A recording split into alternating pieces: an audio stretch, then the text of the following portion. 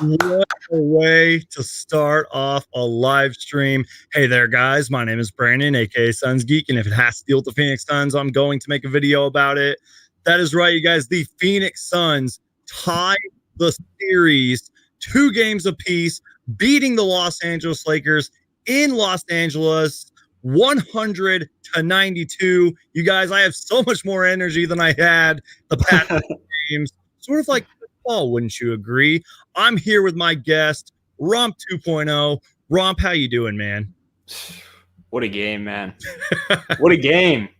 I mean, first half, the second half, it was just a completely different story. I can't believe what just happened. Like, I thought the Suns were done. Like, they proved me wrong. I thought they were done. Mm-hmm. Like, after last game and then seeing what they did in the first half, I thought, like, yeah, this series is over. 5-game series for the Lakers. But shout out to the Suns. The way they win, bro. Chris Paul or D Book, you know, they do their things. But another way they win is everyone else steps up. 6 people in double figures. Mm-hmm. Jay Crowder, Mikal Bridges, Aiden, Chris Paul, Booker, Payne.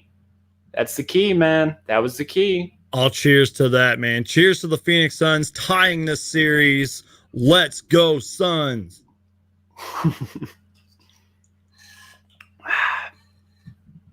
Oh, so refreshing. I drank after game 1 because that was the Suns' obviously first playoff win in 10 years. And I had to drink after this one, man. Thank you so much to everybody who's in the chat. Shout out to the Daily Drip, Sixers YouTuber. That's our friend right there. Shout out to Roy. Shout out to Sawbucks. Everybody else who is here. I really appreciate you guys. Johnny Timestamp. Thank you guys so much for being here. Make sure to Hulk smash that like button. Absolutely just destroy the like button. Share the live stream because it really does help us out. And you know what? With that being said, let's just dive right into it, Romp. What are your takeaways just from this game overall? I mean, you kind of said it like a few minutes ago, but what are your overall takeaways from this game? I think you owe someone an apology, aka Jay Crowder, the player of the game. I'm never the player of the game. Jay Crowder, his defense was outrageous. 2 steals, 1 block. He did play actually really good. 7 rebounds. The only one who was showing effort in the first half, who kept them in the game, Jay Crowder, man. Jay Crowder. I know Suns fans are getting on him because he's missing shots.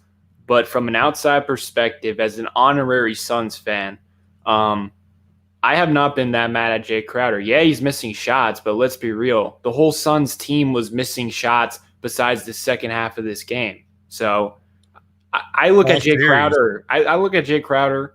He's been one of the most confident players on the Suns.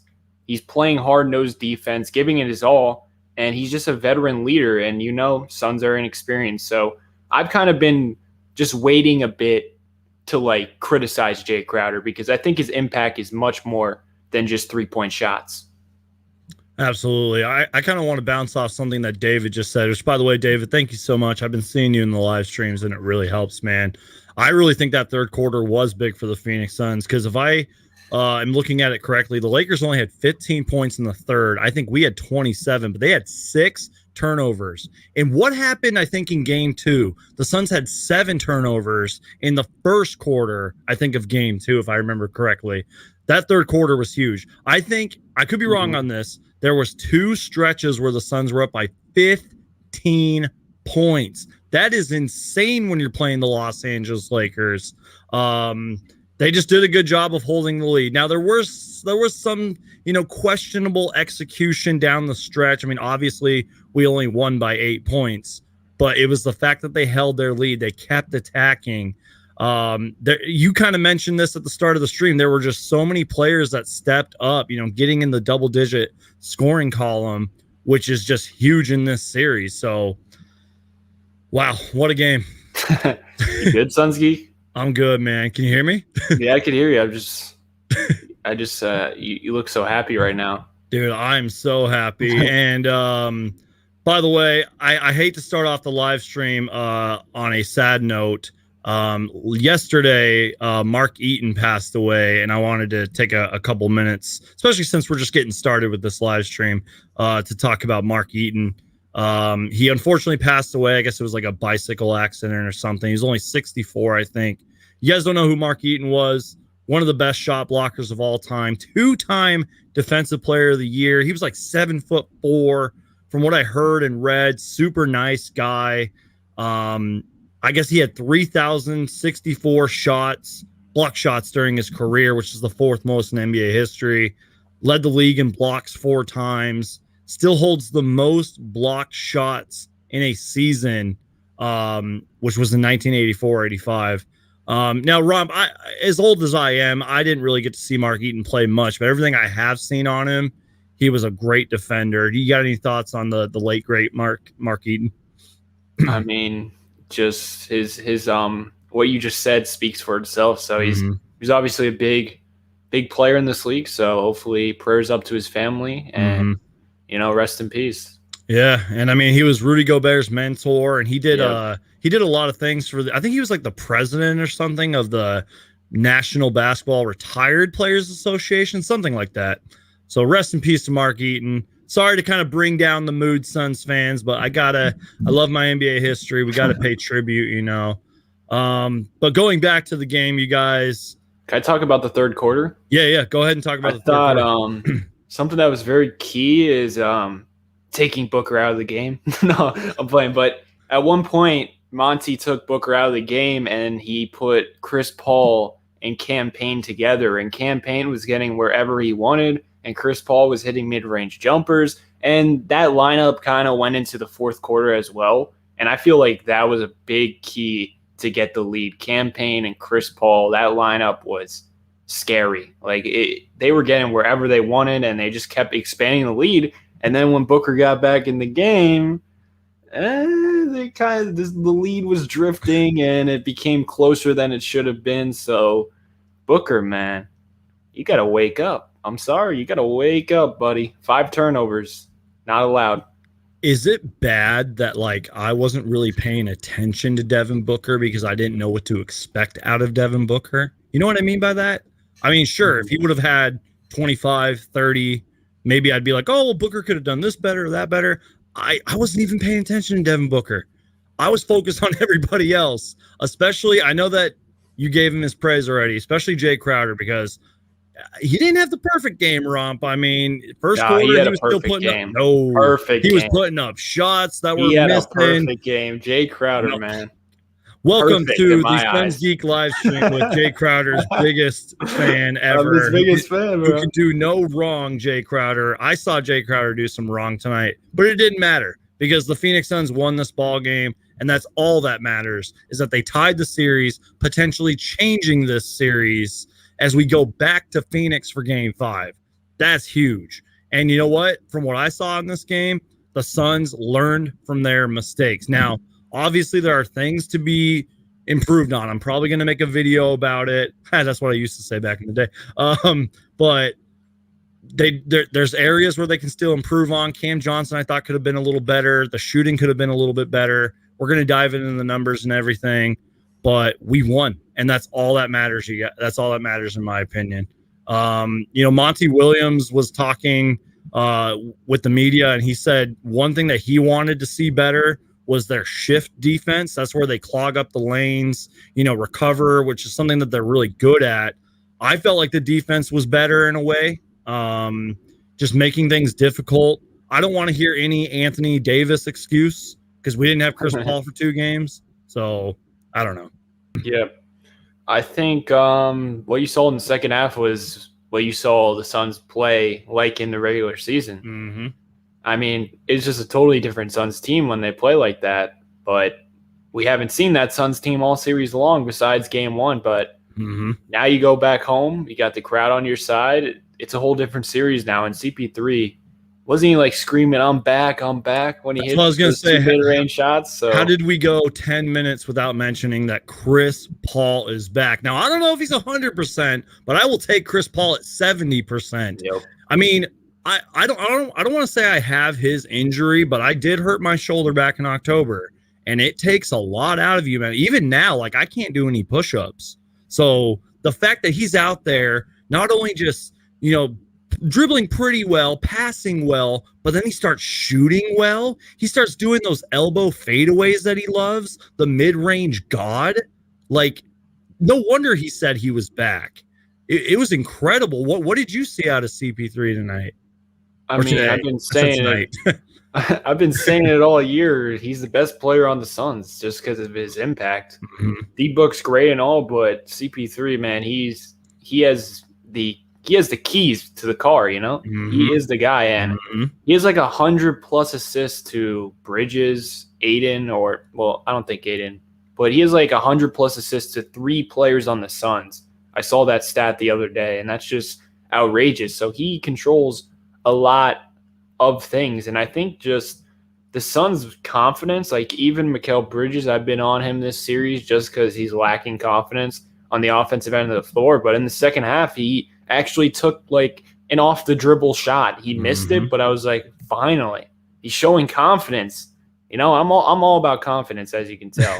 So I just think the Suns are getting more. They're getting more like comfortable in the playoffs, and that's a scary sight for the unhealthy Lakers. Exactly. I love how you worded that, man. And one thing that I saw out of Mikal Bridges too was just he didn't like shoot great necessarily, but the threes that he did hit kind of were in important stretches. And thank you so much to Hitman X, longtime supporter, great guy. He likes to upload, Phoenix Suns videos and talk about the NBA on his channel too. So shout out to Hitman X. He says, no excuses. Where's that Lakers fan at? Thank you so much, Hitman X, for the super chat. You totally didn't have to do that. And once again, I appreciate everybody who is in the chat watching. We are live with my guest, Romp 2.0, fellow content creator, big-time Sixers fan, but he loves to come on here and kind of be the voice of reason sometimes, even though we totally disagree about Jay Crowder. Bro, you owe that man an apology. Let's go ahead and look at the box score. Okay, maybe I was wrong about Jay Crowder. Plus 21, bro. 35 minutes, 17 points, 7 boards, 4 assists, 2 steals, and he played great defense, I thought, mostly on LeBron James. On LeBron and AD. He had a lot of smart defensive plays, too. Just times where he was just disrupting LeBron, making things tough on him. I don't know. Jake, okay. He's just a dog, bro. I'm not going to apologize to you, Jay Crowder, but you did good. You get the Suns stamp of approval. Suns fans, you can't get too wrapped up in the missed threes because he's willing to take the threes, and that gives me confidence he's going to hit a big one like he did today to get you guys up by 10 points. He's just like Danny Green. He's exactly like Danny Green, always in the right spot, plays hard-nosed defense, and some nights his three-point shots aren't there, but he's still not a minus because his defense and just his heart. And I'm telling you, if Jay Crowder was not in this game, you guys would have got blown out in the first half. You would have got blown out because he had 10 points at half. And his defense. Don't even get me started on the first half. I was furious. I got a burp. Sorry. I was furious with the officiating. That was some of the worst officiating in basketball history. And I'm not even saying that as a biased Suns fan. I'm not even saying that because we won. It was horrible. I mean, Cameron Johnson sets a screen and it's a foul? How are you supposed to beat that, Romp? What if that happens to the Sixers? What are you going to do? I would complain, obviously. I hope Monty does, because Monty did that before Game 3, and in a way, the officiating was kind of on our side. I hope after this he goes and talks to the officials. I don't know. To me, watching that game as an unbiased fan, I don't think the refs played a huge part in it, to be honest. I think as a Suns fan, you're not going to look at the other side. Like D-Book kind of just runs into guys. Like he'll do this like running thing and then he'll get hit and just throw it up, and he gets a lot of calls that way. So he's learning from LeBron? Yeah, I mean, every player flops. Like as much as I get on the Lakers, repping my Rally the Valley shirt. Yeah, this league is all about flopping. So every player does it. I don't think the refs were that bad today. And you guys overcame it, so it's good to see. Yeah, that's actually what I was talking to my dad about. I was like, look, sometimes the officiating is horrible, but I'm like, you got to play through it. You got to play through it. And the great teams do it. And if it's not a great team, the superstars do it. I mean, I don't really have a great like example or a reference, but we've seen it before. We'll see it again. And I guess at the end of the day, like I've said 5 times already within 15 minutes, is the Suns won. They, in my opinion, they changed this series. And I get it. Yes. You can win on the road. The Lakers could win game 5, but I don't care. We tied the series. Somebody brought this up. They were like, I think it was Reliable Rants. He was like, would you rather not be in the playoffs or be in the Suns' current situation? I said, I'd rather be in the Suns' current situation, be down 2-1, having to win on the road to tie the series. And that's all that matters. And I don't really know where I was going with that, but I'm just so happy they won, man. My energy during the game was like right here. And then as the game started ending, it went way up. I mean, there was one point, I think when Jay Crowder hit that clutch 3, I forgot what the score was. That was kind of when I knew we were going to win the game. Or it might have been Mikal Bridges. Somebody hit a late 3, and that was when I knew we were going to win the game. I think the Lakers are surprised of what the Suns did in the second half. Like, I thought they were done. Like, I thought it was over. We essentially punched them in the mouth, you think? Yeah, like, even though you guys were up by 4, it was like, there's like not much energy besides like a couple players, like Aiden and Crowder. But CP3 didn't look that great in the first half. He looked better, but in the second, he looked like his normal self, basically. So I think this is huge because now you go back home and your fans are crazy. So it's gonna if you guys went down 3-1, series is probably over. You could probably win a game in Phoenix, but then you're still down. Exactly. Yeah. But now it's a whole different ball game. You control your own destiny, really. Just win at home, and then hopefully steal a game at LA. But if you don't, you got a game 7 in your house at Phoenix. So this game 4s are like the biggest series. The biggest game. Someone correct me if I'm wrong, but I think we might have stole home court advantage. I think we needed to win this game to take back home court advantage. And I agree with Bob here. As somebody that's an NBA history fan like me, I miss the old NBA days, post play, hard fouls, mid-range jumpers, burning opponents. That's something I think the Lakers did to us in game 3. They just like took it in the post. They just were aggressive, drawing fouls. And I totally agree. I miss those days too. By the way, we can talk about it. We can keep going down the box score. I'm actually going to jump to him right now. What did you see out of DeAndre Ayton tonight, man? I mean, 38 minutes, 6 for 8 from the field, 17 boards, 14 points. I thought from what I did see in terms of defense, I thought he played great defense. What did you see out of Ayton tonight? First half, I wasn't that impressed. Yeah. Second half, he brought it. He wasn't that bad. He wasn't bad, but he wasn't second half, he had like 2 moves on Andre Drummond where he took him to the floor. Yep. And I was like, dang, I never seen that out of Aiden. I never seen that aggression. Plus, he was dunking balls, and he really wasn't missing passes like he usually does. He's been in the right spot all series long, but thank you for bringing that up. To an extent, aggression in the second half. I think I agree with you because sometimes he does get quote lost, but like Ayton can't guard everybody, That's just my. So I agree with you. 17 boards though. Yeah, that's huge. That's what I like about it. 17 rebounds, bro. Yeah, and that one move that he had on Drummond where he just barrel rolled him or whatever, and Drummond went down and flopped. That I'm like, dude, if you could do that every single possession, thank you. Like, that's the Ayton that we need to see. You know me, Romp. I'm his biggest critic, and I think most Suns fans were concerned with him. Not worried, but just concerned about how's he going to perform. Will he be consistent? And again, I said this before, and I'll say it again. If it wasn't for DeAndre Ayton, we'd be down 3-0, possibly eliminated. I really think that Ayton has been huge. I'm not saying I don't know. I have a perfect comparison to him. Okay. For him. He is the offensive version of Rudy Gobert. He gives you a little more offense than Rudy Gobert. He can kind of post up every now and again. Don't forget, he can hit the mid-range. He doesn't do it much, but he can hit the mid-range. Yeah, his defense isn't as good as Rudy Gobert, but it's still very, very good. So he reminds me of Rudy Gobert. I don't think he'll ever be on the Jokic and Embiid level, but if you have guys like CP3 and Devin Booker, he doesn't really need to. You know what I'm saying? Yeah, no, I totally agree. So I jumped over Mikal Bridges there, 34 minutes, 3 for 8 from three. I know that doesn't sound good, but again, those 3 threes that he did hit, I thought were huge. And I'll kind of give Mikal Bridges a pass because, I mean, he is guarding LeBron most of the time when Crowder's not guarding him. Do you have any takeaways on Mikal Bridges? Like, just any thoughts? Second half, he was good. First half, he was invisible and basically a zero, in my opinion. But second half, he played with confidence and started taking more threes. Shots. Yep. He had a steal, I think. Yeah, I think so. I just need him to play with confidence on offense because I feel like the Lakers aren't even guarding him at times. Right.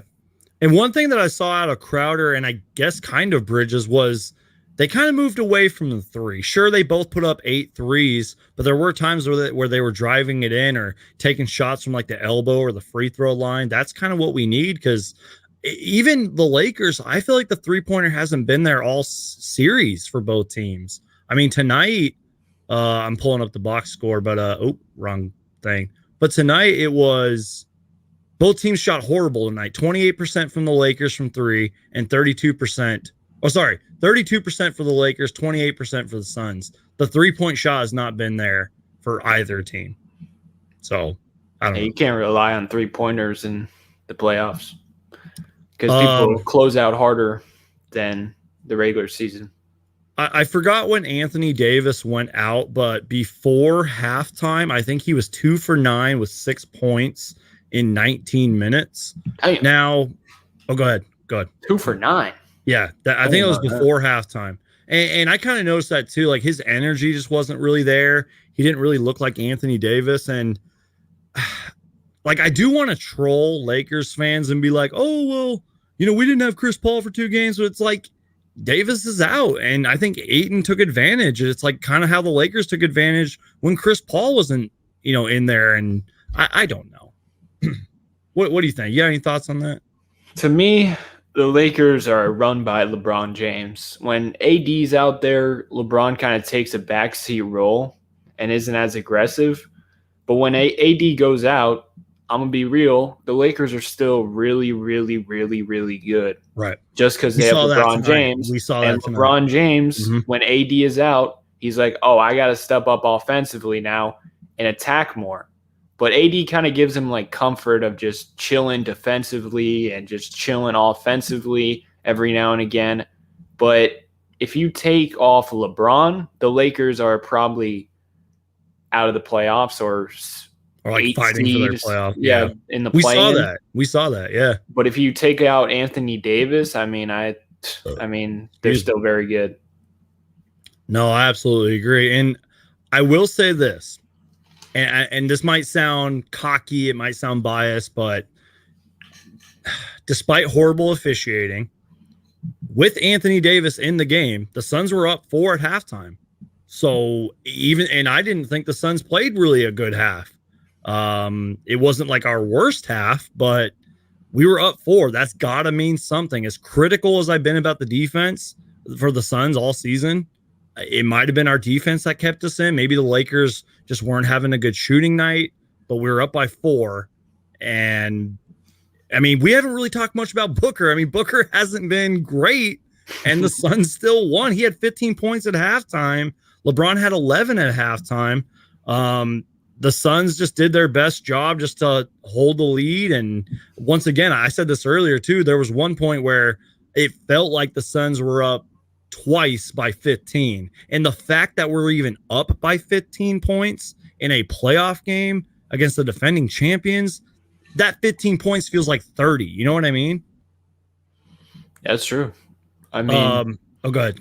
Missing Anthony Davis is huge, but this is what Anthony Davis is. He's injury prone. I mean, I'm a Sixers fan. I've been living with Embiid never being healthy for the playoffs. Yep.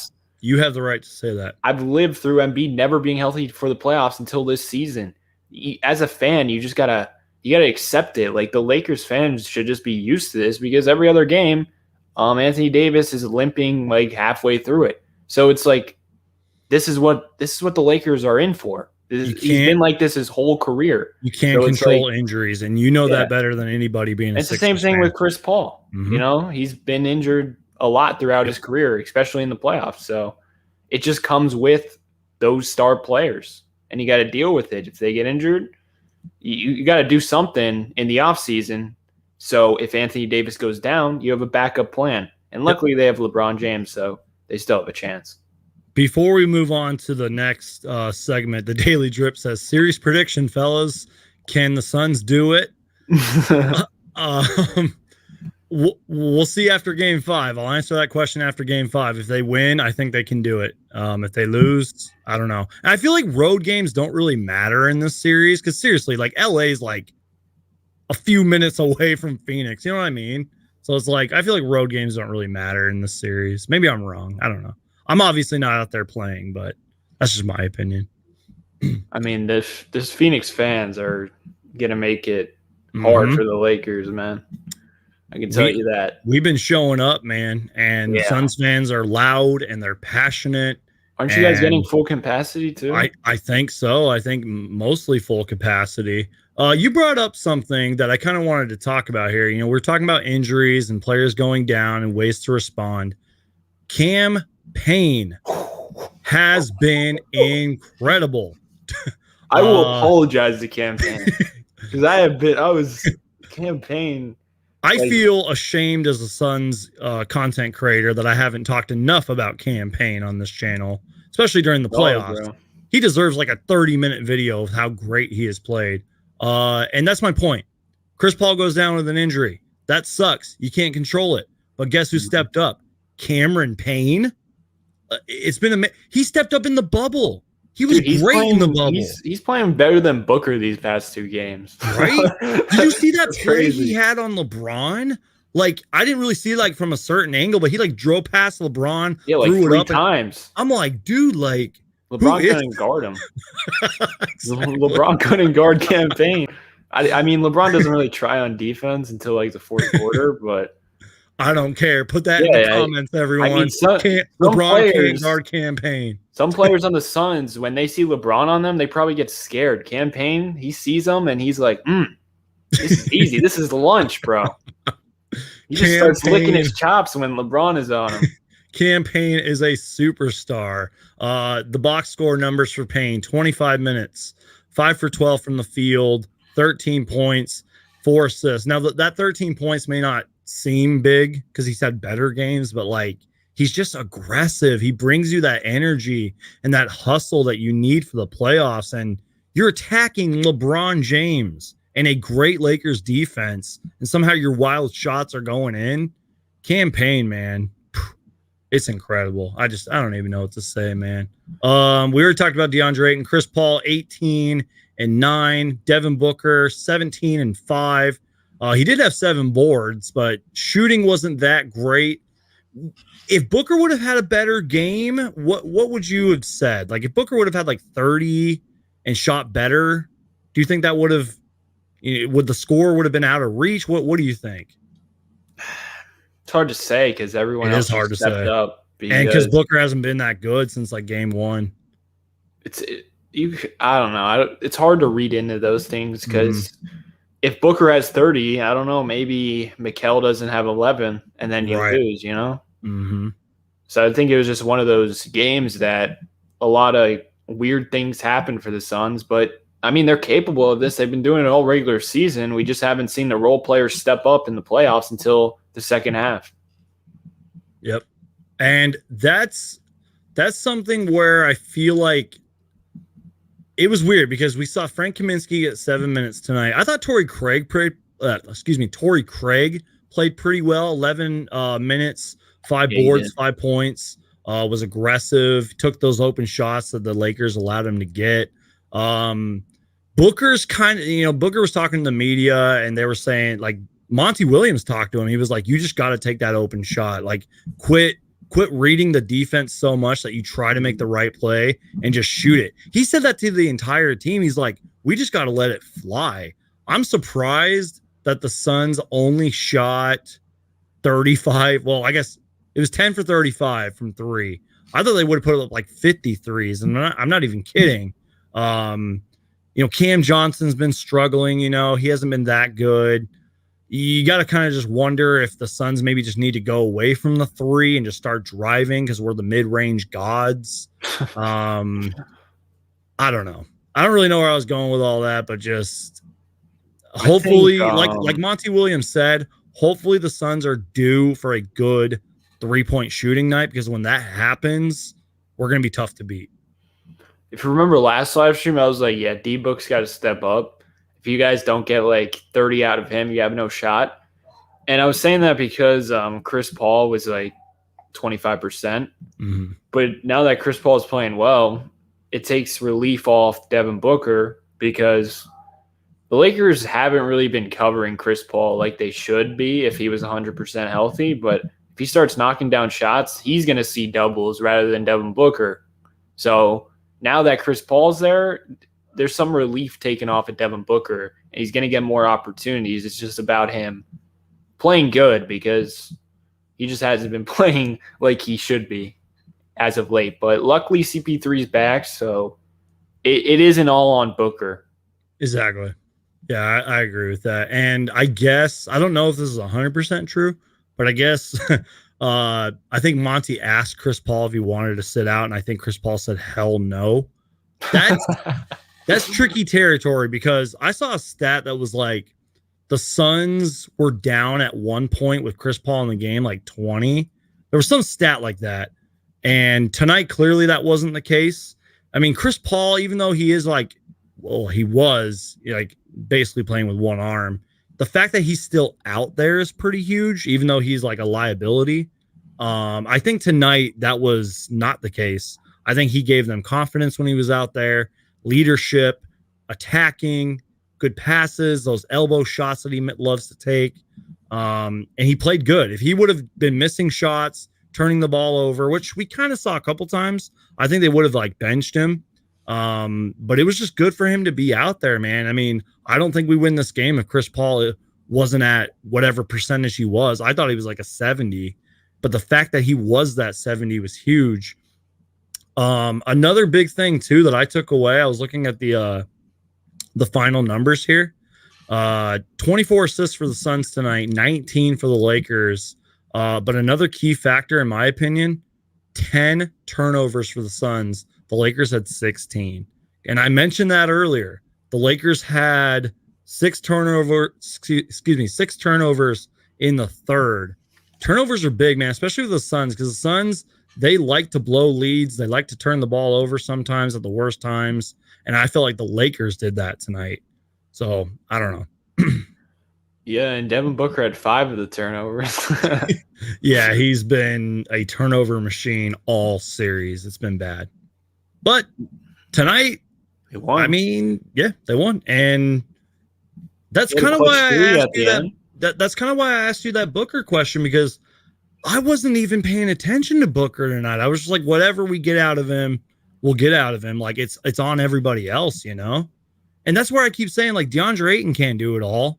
A one-armed Chris Paul can't do it all. It's got to be a team effort.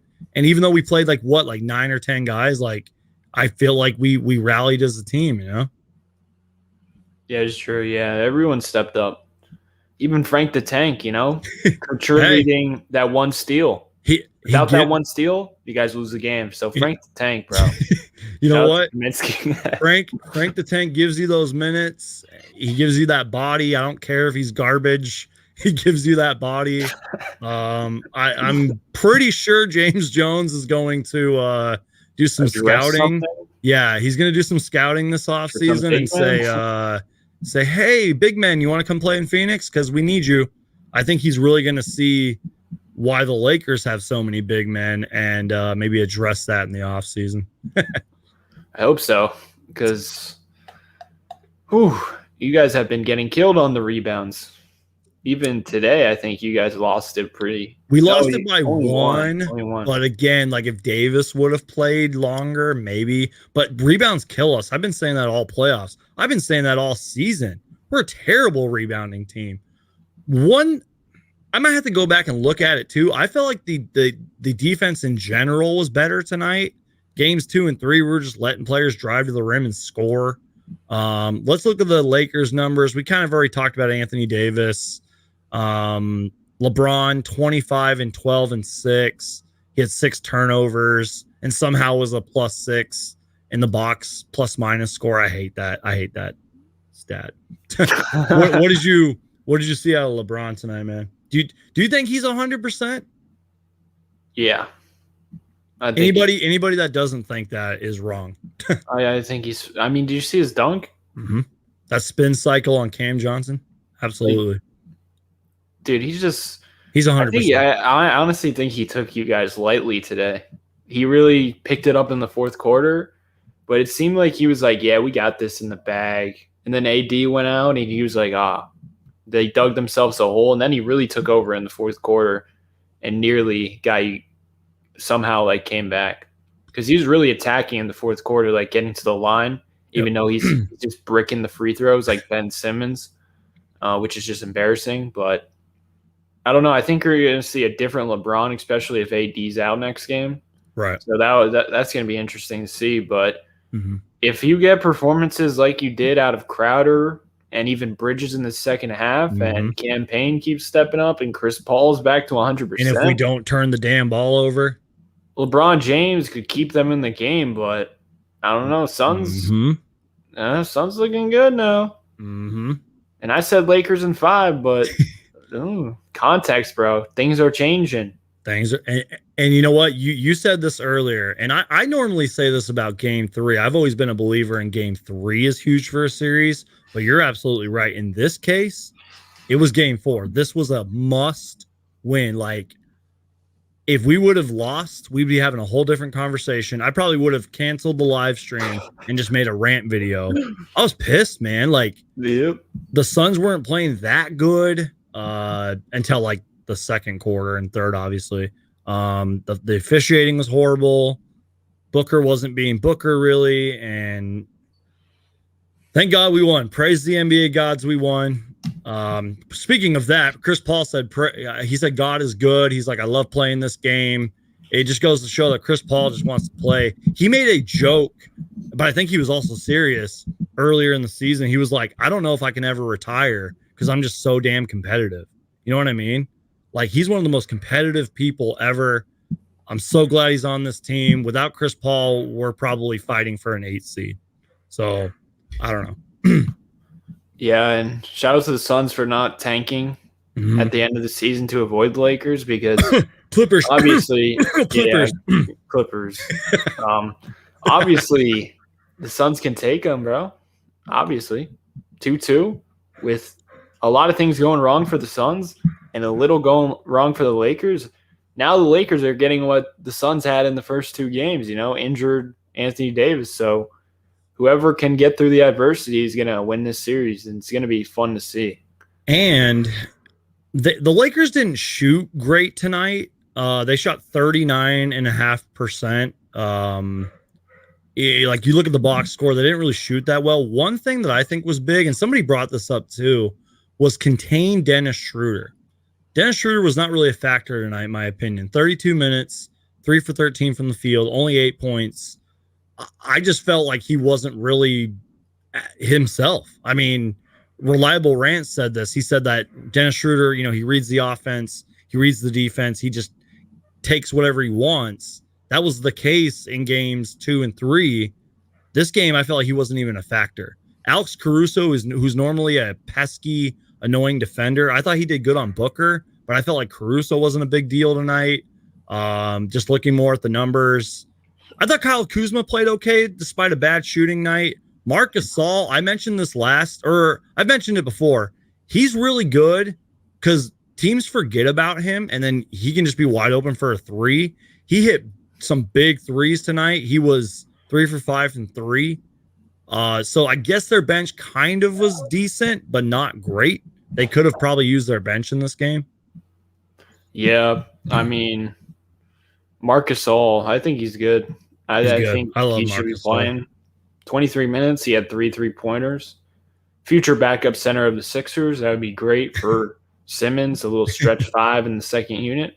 Dude, he can hit those threes if you lead him wide open, man. He can hit He's them. pretty good defensively. He's really slow right now.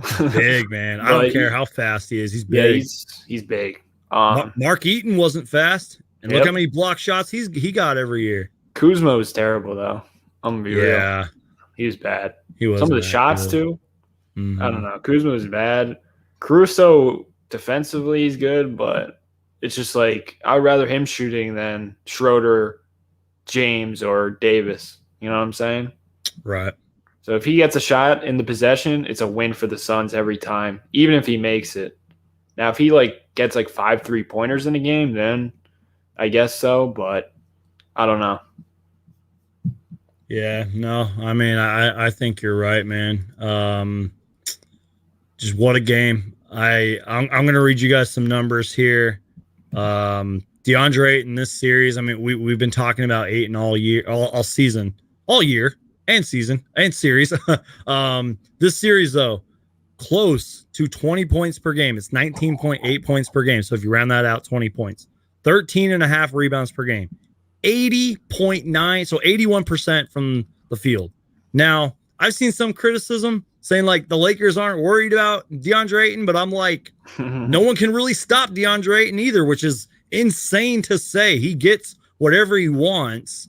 Now, obviously, if they triple teamed him, maybe they'd stop him, but he wouldn't be putting up those numbers if the Lakers weren't concerned about him. You know what I mean? In my opinion, I don't know. He's been great. He's been great. But there's a but. A lot of his shots are just created from the guards, and he's just finishing. And you got to give him credit for being in the right position. But he's still not posting up. It's just he's doing his thing. You can't criticize him, but I think you got to put in perspective of the way he's getting buckets. He's getting buckets by just being in the right spot. He's not really dominating per se, but he's still doing his thing. I'm not gonna criticize the guy. I don't know what I'm trying to say, but you know what I'm trying to say, right? My dogs are freaking out. Can you hear that? Yeah, they're fighting in the back. I don't know what is going on down there. I apologize to everyone who's watching.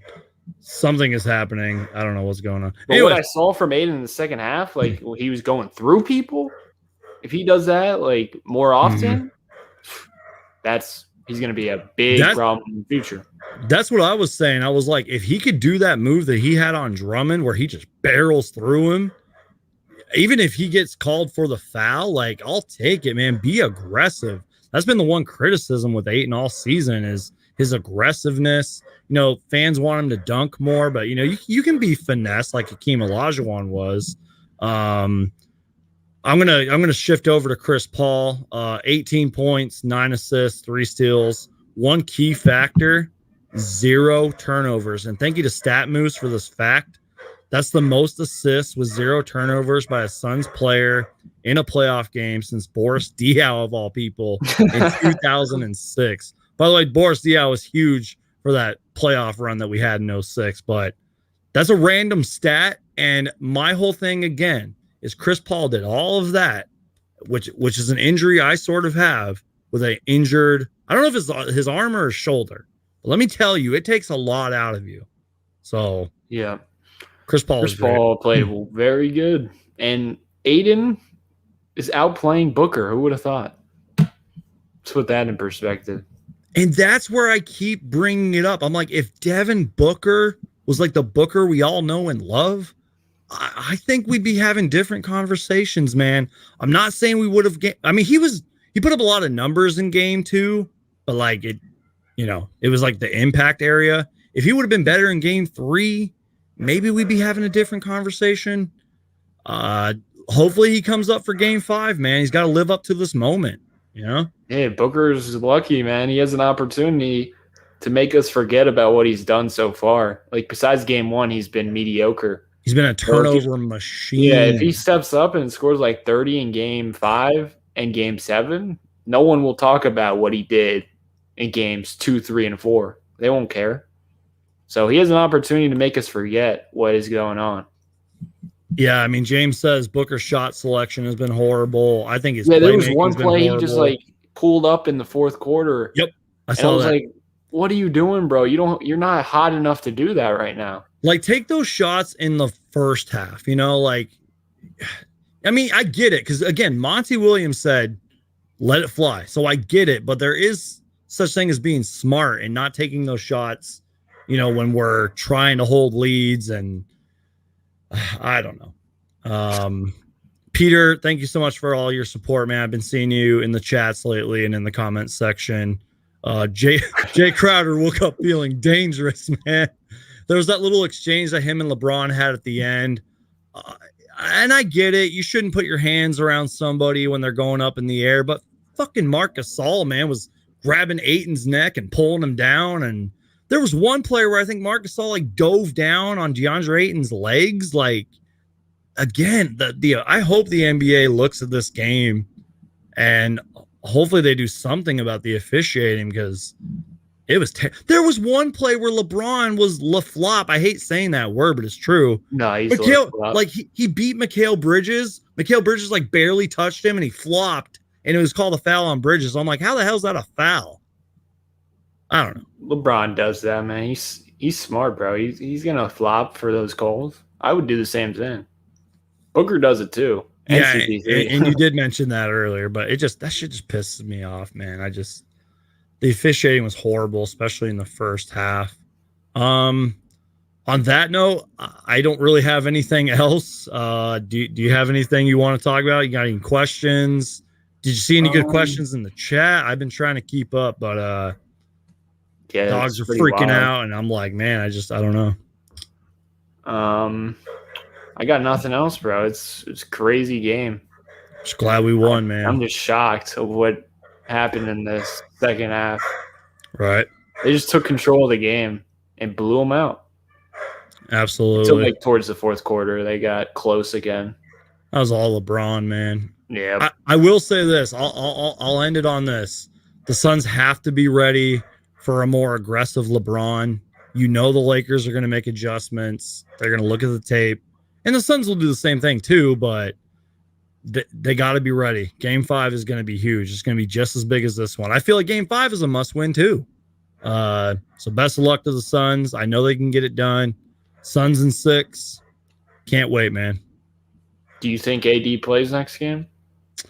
I hope not. And again, we might be seeing a Chris Paul situation where maybe he's not 100%. I don't know. Yeah, I think he'll play, but he's not going to be 100%. Daniel comes up clutch and says, what do we need to do in the next game to win? I'll start with that one. Obviously, again, three-point shooting hasn't been a factor this series. If we can get hot from 3, that will be huge. Take care of the ball. Gang rebound, as Monty Williams calls it. Try to contain LeBron. Try to stop AD.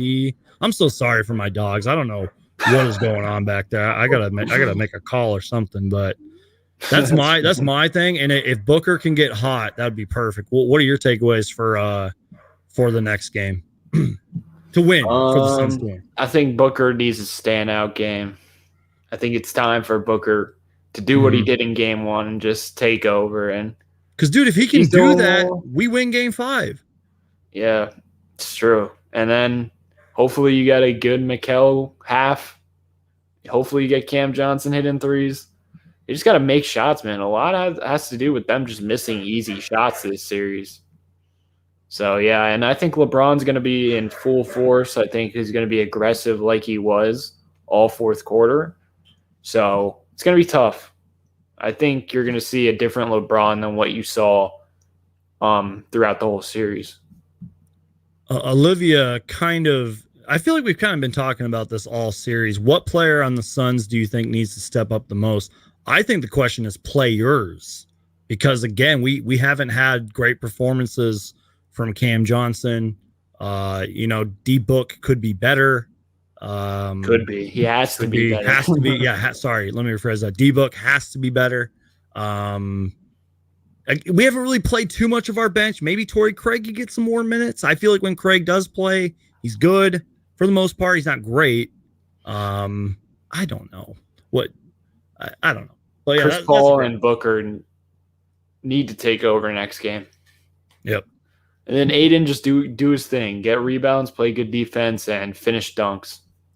Eaton just needs to keep doing what he's doing, because there were so many games this season where he came out slow and would pick it up in the fourth. I haven't seen that all playoff series. Knock on wood. I'm literally knocking on wood right now. Hopefully he keeps coming out with that energy. Just keep doing what you're doing, DeAndre Ayton, and we will be in these games. You know what I mean? Yeah. But on that note, you guys, I hate to cut this short, but I am going to cut it short, even though we went for like 51 minutes. Thank you guys so much for watching. My name is Brandon, aka Suns Geek. If it has to deal with the Phoenix Suns, I'm going to make a video about it. Thank you so much to my guest, Romp 2.0, who was here to be Jay Crowder's biggest fan. Yep.